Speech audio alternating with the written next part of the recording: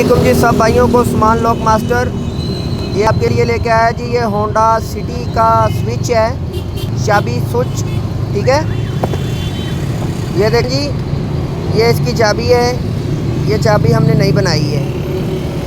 अब जो ओरिजिनल का बोर्ड है वो इसमें डालेंगे, और इसके अंदर जो होते हैं ना लीवर बेरिंग इसको हम कहते हैं, तो इसके हम चेंज करेंगे। अभी ये खुलेगा, रिपेयर होगा, रिपेयर करके आपको दिखाते हैं जी। बहुत शुक्रिया, दुआ में याद रखें। अल्लाह हाफिज़।